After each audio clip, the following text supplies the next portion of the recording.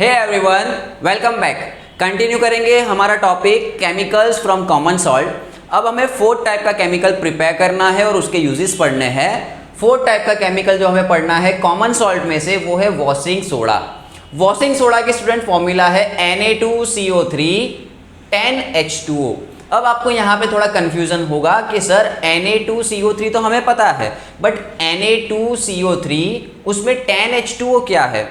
तो स्टूडेंट पहले हम एक टॉपिक कवर कर लेते हैं, वाटर ऑफ क्रिस्टलाइजेशन।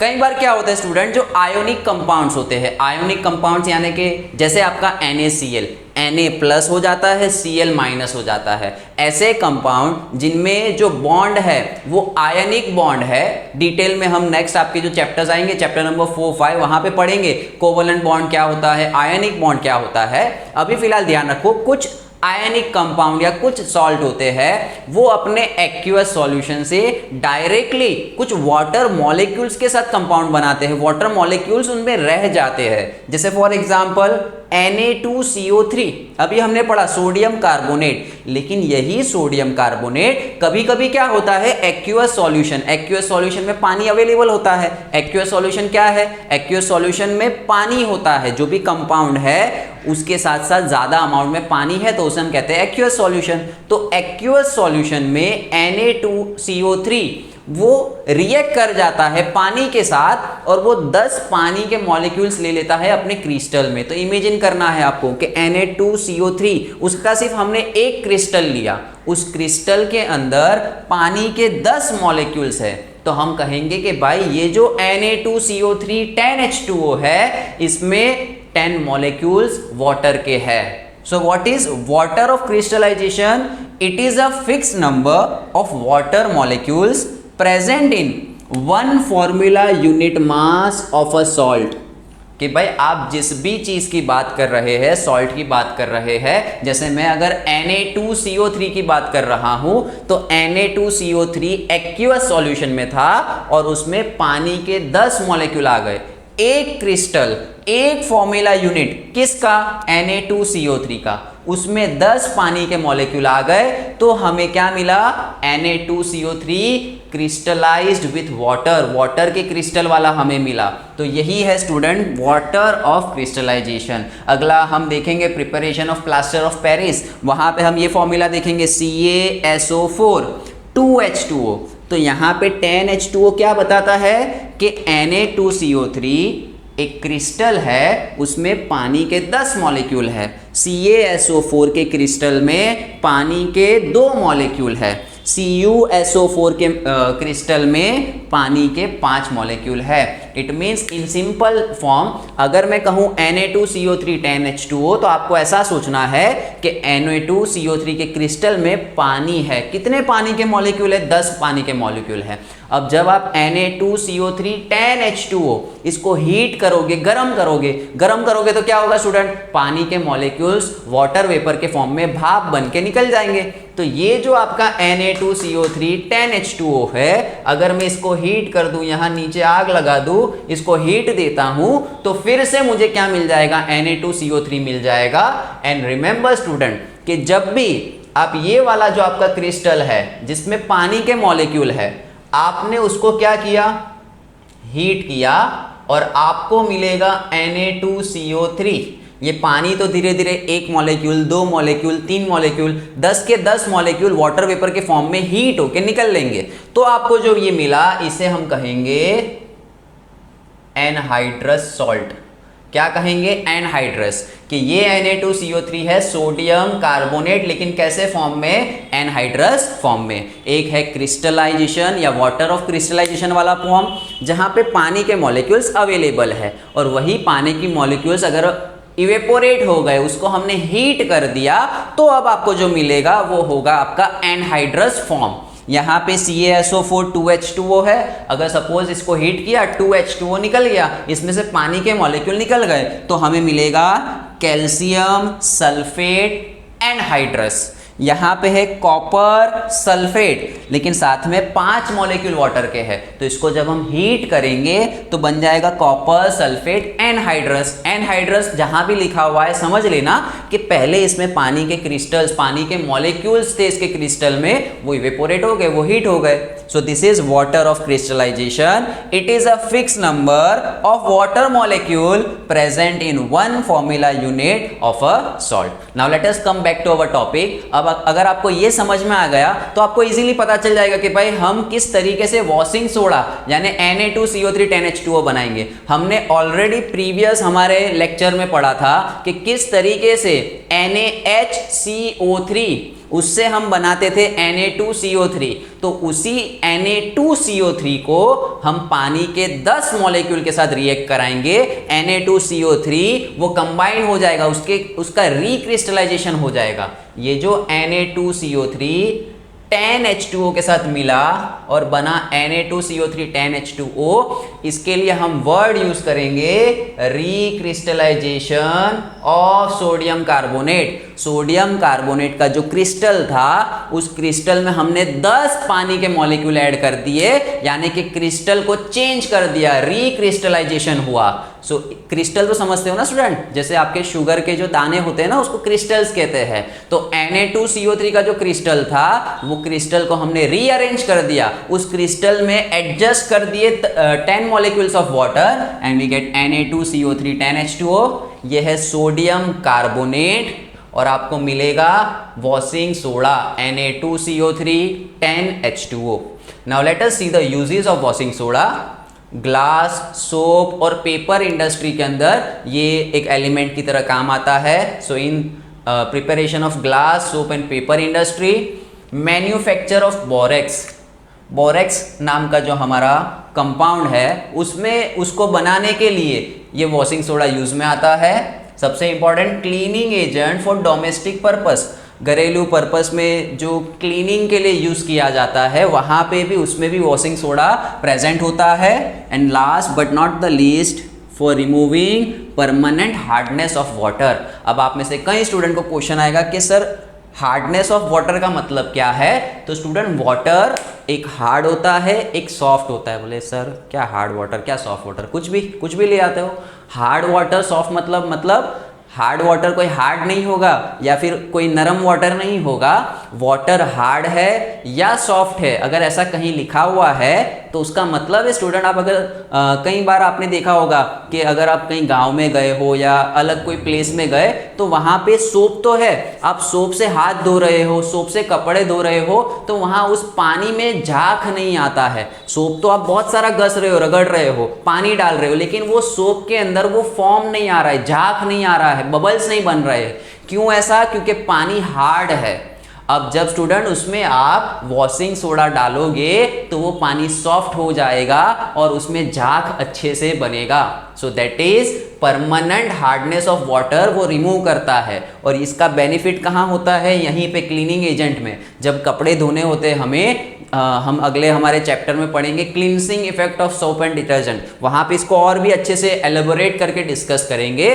फिलहाल इतना ध्यान रखो कि हार्ड वाटर होता है, हार्ड वाटर में साबुन का इफेक्ट अच्छे से नहीं मिलता, झाग या फॉर्म अच्छे से नहीं होता, तो कपड़े अच्छे से नहीं धुल सकते हैं। वॉशिंग सोडा डालने से पानी की हार्डनेस चली जाती है, सॉफ्ट हो जाता है। सॉफ्ट हो जाता है यानी उसका क्लीनिंग इफेक्ट ज्यादा हो जाएगा। So these are the 4 uses of washing soda: glass, soap and paper industry, manufacture of borax, cleaning agent for domestic purpose and removing permanent hardness of water।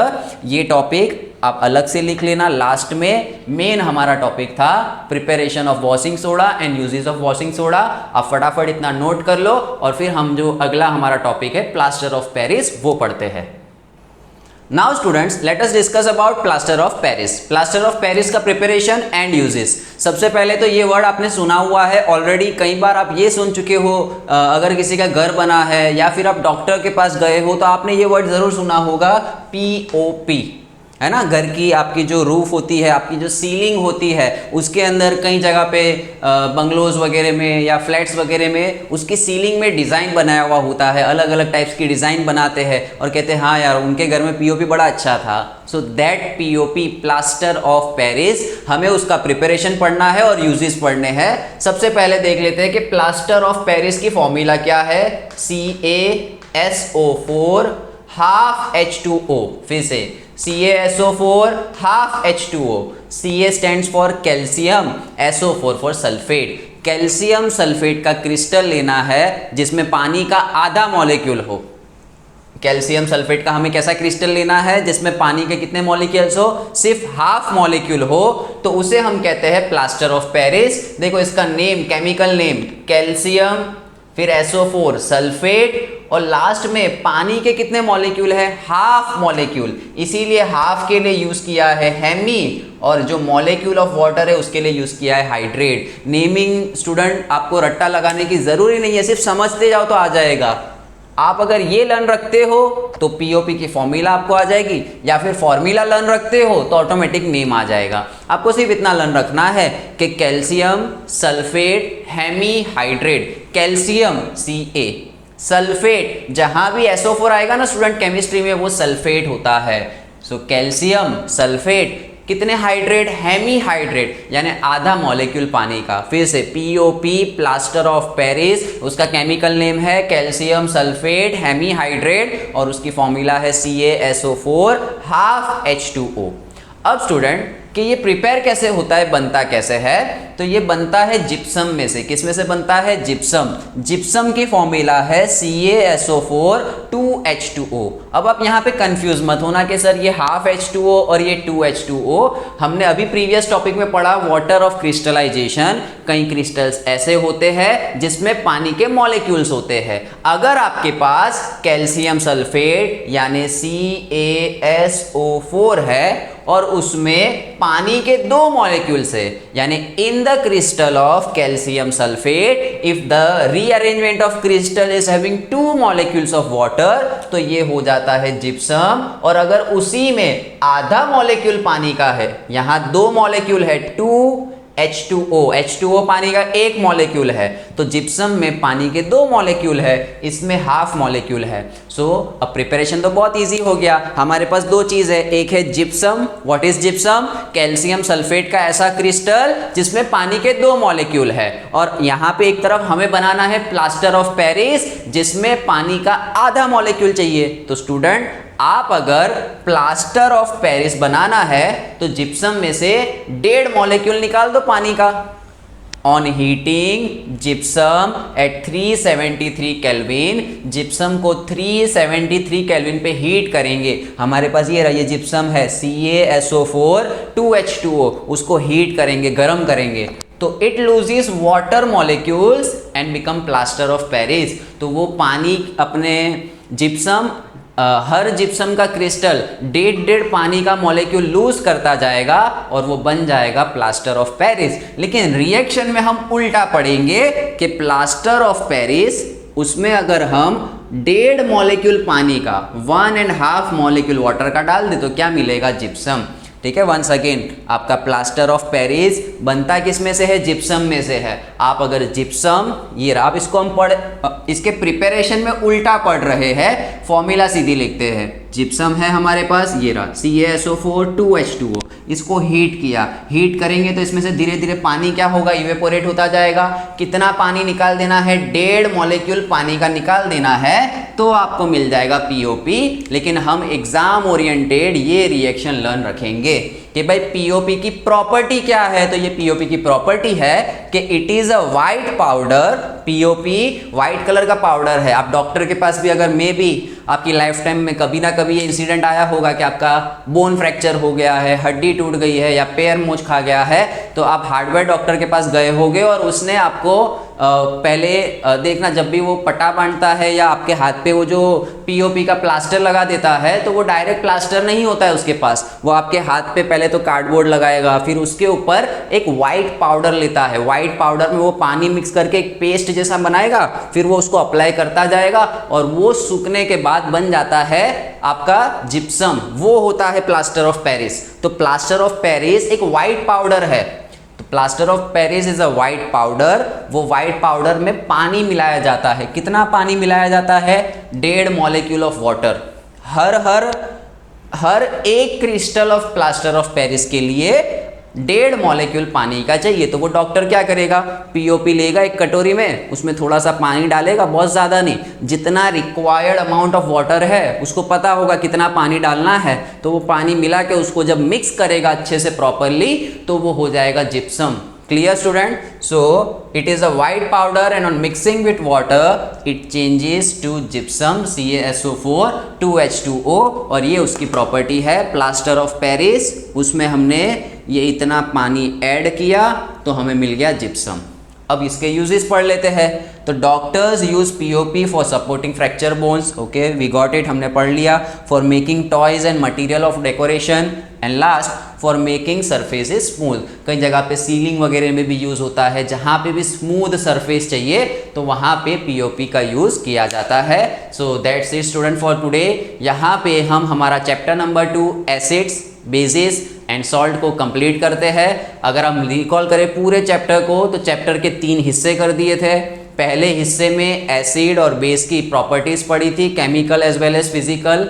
Second lecture में हमने acid और base का pH, उसका importance पढ़ा था। और जो हमारा थर्ड पोर्शन था जिसमें हमने 5 प्रिपरेशन और यूजेस पढ़े, उसके अलग अलग पोर्शन, अलग अलग वीडियोस बना के, वो एक ही लेक्चर है पूरा, लेक्चर 3 of 1, 3 of 2, और ये है लेक्चर 3 of 3। यहाँ पे ये जो 5 स्टूडेंट प्रॉपर्टी प्रिपरेशन और यूजेस है, this are very very important. Board exam में इसमें से एक क्वेश्चन फिक्स आने के चांसेस है, तो ये 5 में से एक क्वेश्चन आ सकता है, बहुत ही ज़्यादा इंपॉर्टेंट है। तो मेक श्योर कि पांचों के 5 उनके आपको name, common name, chemical name, उनकी फॉर्मूला, प्रिपरेशन और यूजेस अच्छे से आने चाहिए। बहुत ही इजी टॉपिक है, बहुत ही अच्छे से स्कोर कर सकते हो। So we complete our chapter number 2 over here.